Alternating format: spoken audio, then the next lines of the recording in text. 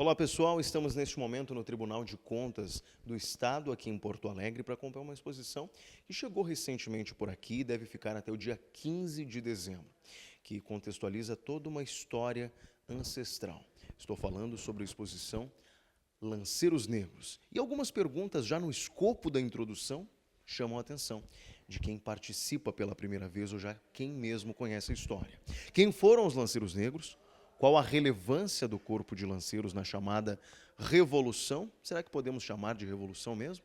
Revolução Farroupilha. E por que a memória deles foi apagada da história?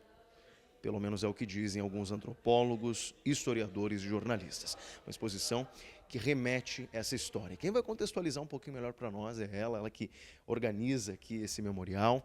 Primeiro eu quero entender, antes de falar de público, há pouco um grupo escolar estava aqui, o que representa falar sobre isso, né, sobre esse tema tão importante.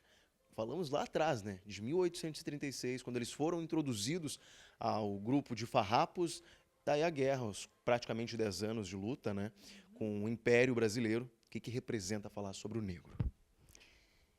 Então, aqui a gente está falando sobre reparação histórica e sobre entender o que o racismo fez na forma como a história do Rio Grande do Sul é contada, assim como a história brasileira e, né, a gente não inovou no racismo, né? Enfim, o que acontece?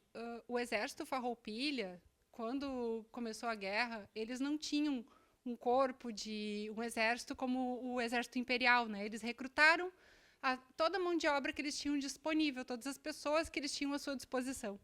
E qual era a maior parte das pessoas que estavam à disposição deles? Eram os próprios escravizados negros, que eram uma grande força de trabalho também aqui no Rio Grande do Sul, na lida com o gado, na produção do charque, que era a principal economia e que foi o motivo, né, do início da guerra, que era contra a alta taxação de impostos que o Império Brasileiro, né, definia, que os estancieiros achavam que estava muito pesado, que acabavam perdendo concorrência para o charque uruguaio e o argentino. Quando a gente fala dos lanceiros negros hoje, é no sentido de fazer uma reparação histórica, porque como eles estavam nessa condição de escravizados, eles eram coisificados, né? Eles eram propriedade dos seus senhorios e, portanto, ninguém se deu ao trabalho de falar com detalhes sobre qual foi a participação deles na guerra e muito menos na força de trabalho, na criatividade, no conhecimento, na construção de toda a cultura do Rio Grande do Sul.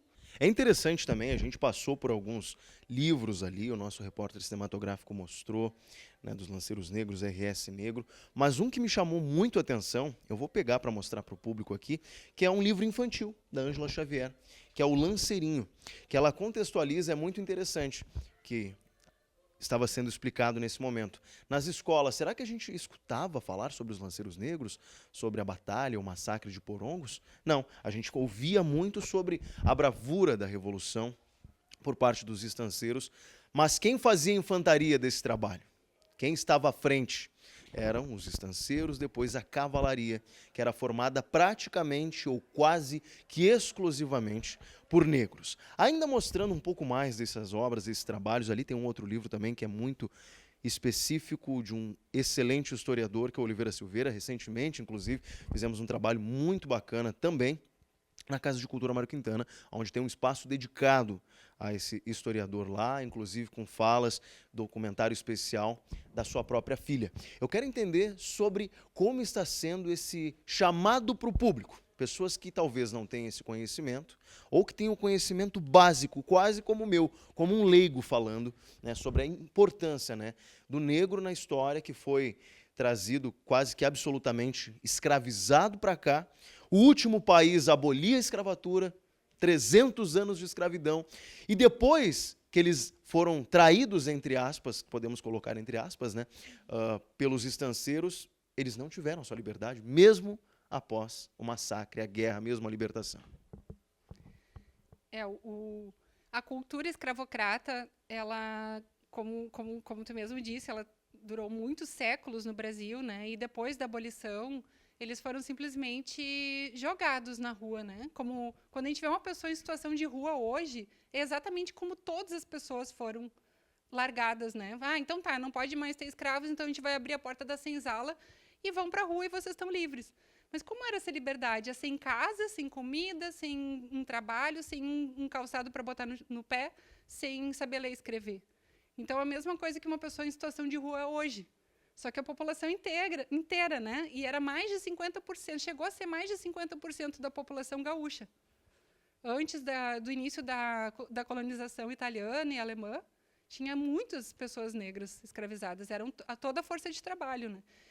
Faz parte desse projeto econômico de animalização, objetificação dessas pessoas, tu subjugar e também dizer assim como se eles tivessem com a cabeça vazia, como se eles não tivessem vindo da África com a cultura do país inteiro na cabeça deles. Se hoje um de nós for, por exemplo, para a China, a gente vai chegar lá com tudo que a gente sabe sobre o Brasil desde que a gente nasceu, sobre como é a nossa comida, como a gente cuida da nossa saúde, quais são as nossas músicas, a nossa cultura, como é que a gente constrói uma casa, como a gente conserta uma bicicleta, tudo. E eles também não eram diferentes. Sobre o Oliveira Silveira, aqui a gente tem uma publicação da primeira edição do livro de poesia dele, que chama Pelo Escuro. E quem fez a curadoria dessa exposição não fomos nós aqui do Tribunal de Contas, a gente chamou a Isis Abreu, que é uma artista, uma curadora de arte, uma historiadora especialista em arte gaúcha negra. Né? Então, o que ela falou? O ponto de partida dela, como a gente não sabe tanto sobre os lanceiros, por falta de escritos da época, a gente vai atrás de quem já escreveu antes. Então, uma referência que ele fala que ela disse que começou toda a exposição foi o poema Lanceiros Negros, do Oliveira Silveira, que é o integrante do Grupo Palmares, que acabou dando origem, né, ao feriado da Consciência Negra, do 20 de novembro. Então, ela falou, para mim, a maior autoridade é ele, eu vou começar lendo o poema dele, e, a partir disso, eu vou pensar como vai ser organizada toda a exposição.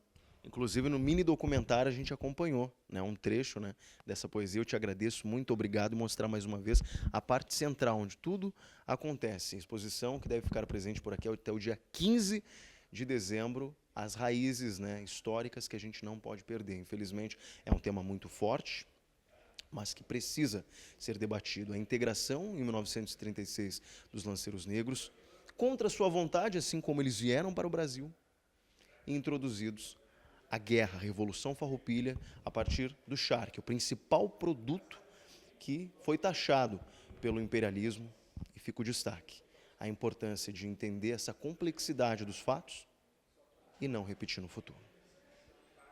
Volto com vocês no estúdio.